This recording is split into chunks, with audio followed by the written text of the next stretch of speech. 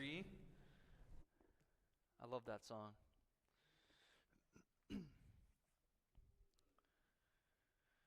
My kids are 4 and 2 right now, and they're really getting to the age where they can start to play together, which is fascinating because until now, all the playing and entertainment has involved one of us or an adult kind of playing along or helping, but they're starting to get to the age where they'll start on their own and kind of wander off and they'll go play, and it's fascinating to watch them and listen to them as they start playing together.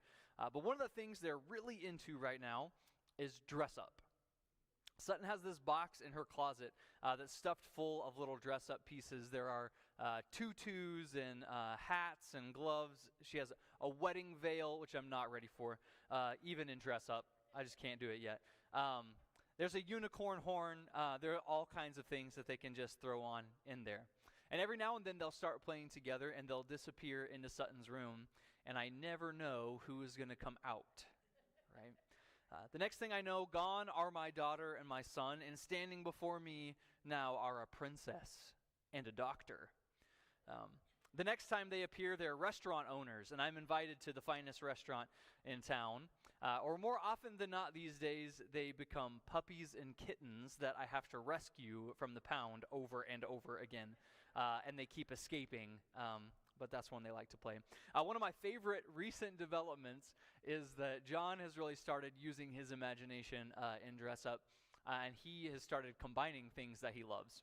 So the other day, for instance, I got home, I walked into the kitchen, and I started putting my stuff down, and I heard this shuffling behind me, and I turned around, and there's John on all fours wearing a cowboy hat, and he roared at me.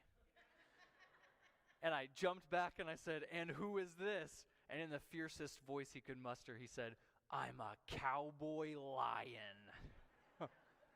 That is amazing, son. I love that. I wish I had that kind of creativity.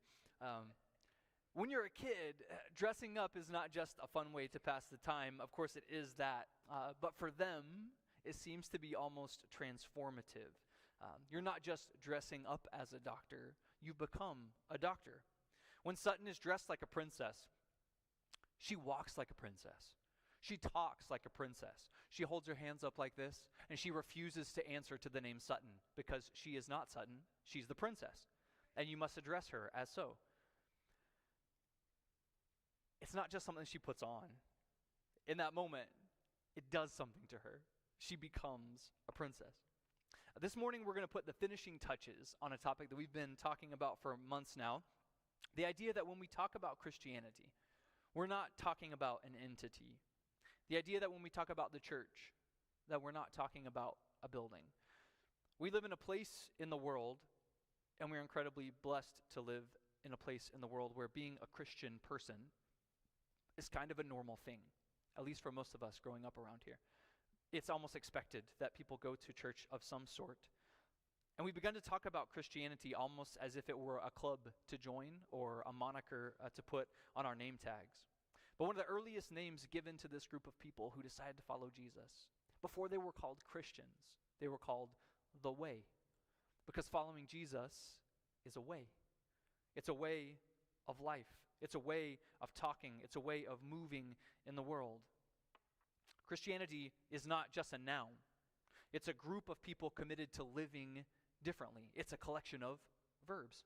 And so we've been talking about different verbs, different things we've been called to do in this world as followers of Jesus. We began with the big one of the biggest passages, one of the most famous passages in our Bible in Matthew 28. Christians are called to go. I think it's interesting that we spend a lot of time and effort and money and worry trying to get people to come into here.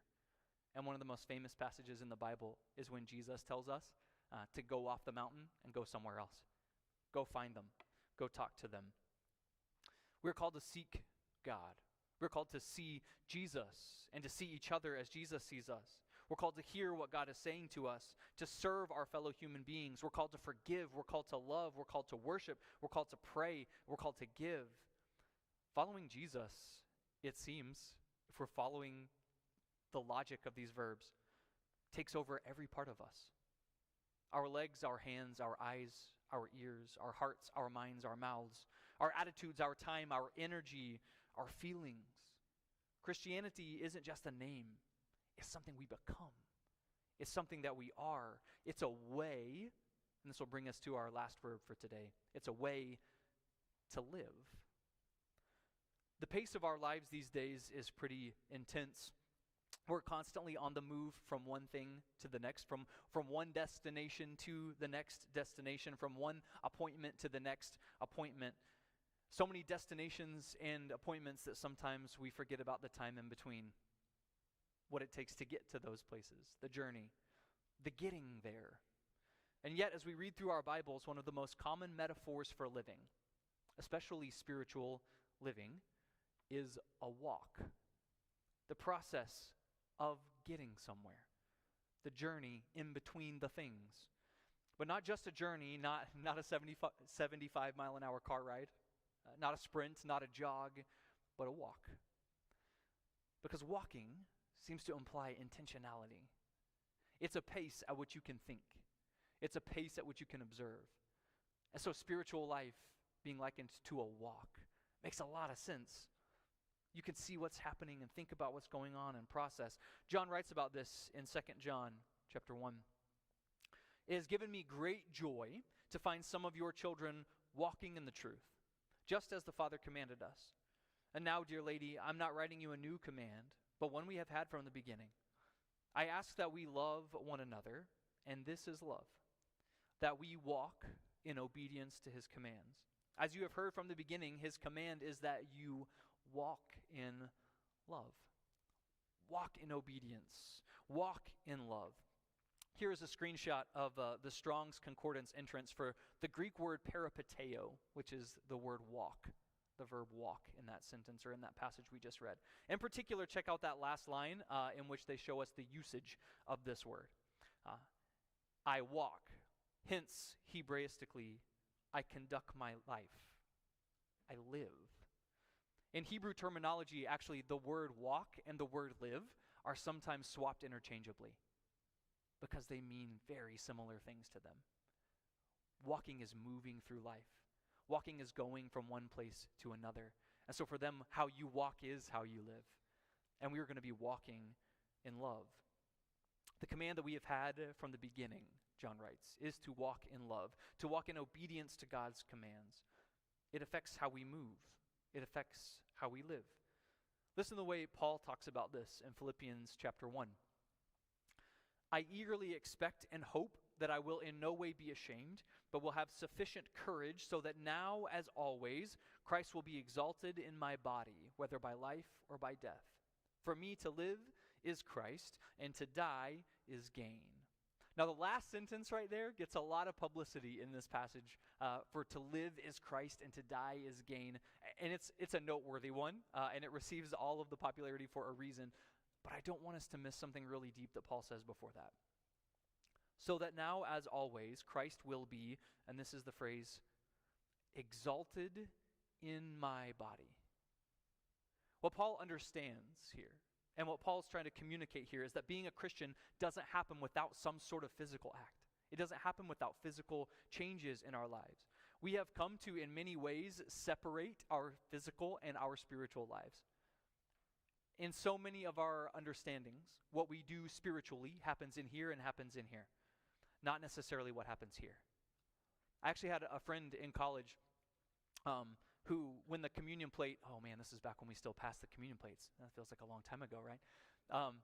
When we passed the communion plates, sometimes he would just skip it. And I asked him later about that. And he told me that he took the passage very seriously, where it says that we are to partake of the Lord's Supper in a worthy manner. And so he said, sometimes my mind's not in it. Sometimes my mind is scatterbrained, or I've had a rough weekend, so I don't feel like I can really focus on what's happening here, and so I just pass it. And while I respect his devotion to that text, and I think there is something about taking this in a worthy manner in our minds and in our hearts, Paul's also writing to a group of people who are getting drunk on the wine and fighting over the bread. It's not just here, and it's not just here. What Paul's writing about is that this is who we are, and you don't separate those two. And so following Jesus doesn't just happen in here and in here. Following Jesus happens here. It happens in our lives. It happens in our walk. It happens how we live. It affects who we are and what we do. To live is Christ, he says. Oh, we could spend a whole sermon on that one. To live is Christ. That's homework. Okay, so take that one with you. Pray on that one. Meditate on that one. To live is Christ, and to die is gain. John writes it this way in 1 John. We know that we have come to know him if we keep his commands. Whoever says, I know him, but does not do what he commands is a liar, and the truth is not in that person. But if anyone obeys his word, love for God is truly made complete in them. This is how we know we are in him. Whoever claims to live in him must live as Jesus did. Oh, at least the bar's not high. Whoever loves Jesus and claims to walk in him, John says, has to live like Jesus did. Has to do these things out in the world. John is saying the same thing that Paul's saying. You can't separate the spiritual from the physical. It is part of who we are. This body is one body, and it works together. And if we say, but we don't do, John says we're lying to ourselves and to others. We're not speaking the truth because doing is a part of being. Whoever claims to live in him must live as Jesus did. How many people do we know that say, I love Jesus, and then we look at him and say, but I don't see Jesus? How many times have I said, I love Jesus, I am a Christian, I am a follower of his, but I didn't live like Jesus did? How often have I let my faith affect my body and my actions and how I speak and how I act and how I interact with people in the world? A passage that we read this morning from James chapter 1. Do not merely listen to the word and so deceive yourselves. Do what it says. Anyone who listens to the word but does not do what it says is like someone who looks at his face in a mirror and after looking at himself goes away and immediately forgets what he looks like. But whoever looks intently into the perfect law that gives freedom and continues in it, not forgetting what they have heard, but doing it, they will be blessed in what they do. If you're going to look into a mirror, you're going to do it with a purpose, right? We're going to check and make sure everything's okay. Is that weird spot in my hair sticking up again? Is that green thing in my teeth from lunch still that I didn't get out? Am I about to go smile at somebody and embarrass myself? We're going to check in the mirror to look at certain things and check certain things. And James writes and says, well, if you walk in and you look at a mirror and you walk away and immediately forgot what you just saw, what was the point? He says, this is insanity. You're going to do something. You're going to accomplish something. You don't just look at it and forget. My favorite TV show, The Office, which I probably use too frequently in my sermons, I will confess. There's a character, Dwight, who takes over as boss for a very short period of time. And in his short period as boss, he institutes some very harsh laws for the people in the office. He's more of a dictator. And he says to the people in the office, and one more thing, your desk, you should limit to one personal thing on your desk. Everything else should be work-related. One personal thing, that's it. To which somebody replies, well, what about pictures of our families? And Dwight turns around and he looks at them with this look on his face and he says, if you really love them, you'll remember what they look like. Okay, so number one, he is missing the point of having pictures. But number two, he's kind of right? If they're the people that we love and we look at them and we see them, we remember what they look like. And if we see ourselves, we'll remember what we look like. We're not going to look into a mirror and immediately walk away and forget what we saw. If we look at ourselves in the mirror, we'll remember. And if we're claiming to be followers of Jesus, we'll do what he asks of us. We'll walk in love. We'll go.